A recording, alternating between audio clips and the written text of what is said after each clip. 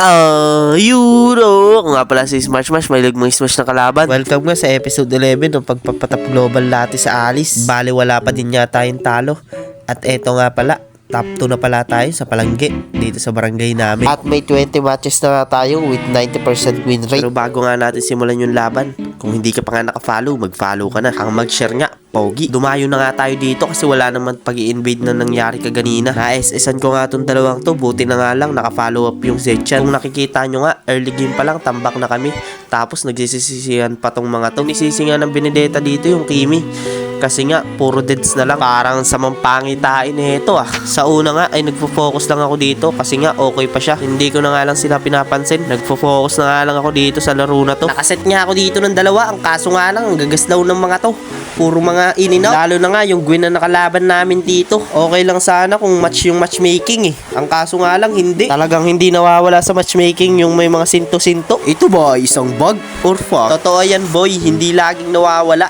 Lalo na kapag solo ka. Kung sineseryoso mo nga yung ML, talagang may stress ka dito. Kaya nga dapat hindi mo seryosohin. Enjoy lang, boy. Kasi nga, laro lang naman to. Okay naman tong Kimi. Nakaset pa nga siya, nakasubib control. Dahil nga sa ginawa ng Kimi, mapapatay namin tong mga to. Pero nagtataka nga ako sa Kimi. Ang ganda naman ng ginawa ng Bene, pero bakit sinisisi niya to? Halatang nang titrip lang tong Kimi, no? Ayaw na lang mag-focus dito Makakaset nga ako dito ng 3 at makakapag-follow up yung mga kakampi ko. Ang ganda talaga kakampi ng Zetchan no? Papag-alis yung gamit mo. Tignan mo naman yan. Pagkaset ko, ayan, nagset din siya.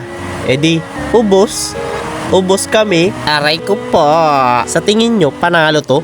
Tignan nyo naman kasi ang ganda ng mga connection namin dito. Connection pa nga silang dalawa dito ng Bene at Kimi. Nag-aaway-aaway pa kayo. Masama ang nakikipag-away. Dito nga mali ko kasi pinapasok ko yung mga kalaban. Mali ko nga to kasi alam ko na ang layo ng mga kakampi ko at pinapasok ko tong mga to. Pero dito nyo nga malalaman na sobrang kunat na itong Alice. Hindi nga nila ako mapatay-patay dito. Sobrang tagal nga ng pagbabahay time ko sa mga to. Sinabihan ko nga dito na magdistansya yung Kimi.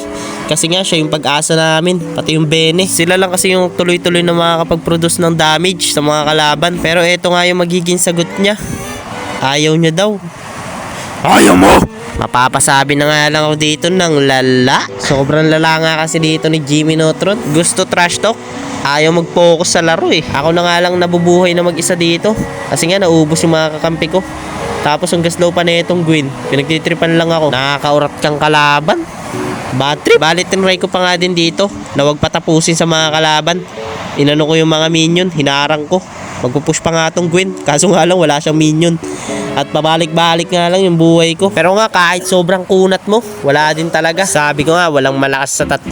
Nag-buy and sell pa nga ako dito kasi tinitignan ko yung Zetchan kung kailan mabubuhay. Ang kaso nga lang, hindi na talaga kinaya. Bale 28 minutes na nga yung tagal ng laban na to. At hindi pa din talaga natatapos. Pero nga nag-tower lock na yung mga kalaban. At natalunan pa tong Zetchan. Kaya nga natapos na naman ang laban sa digmaan na malalakas lang ang nakakalaban.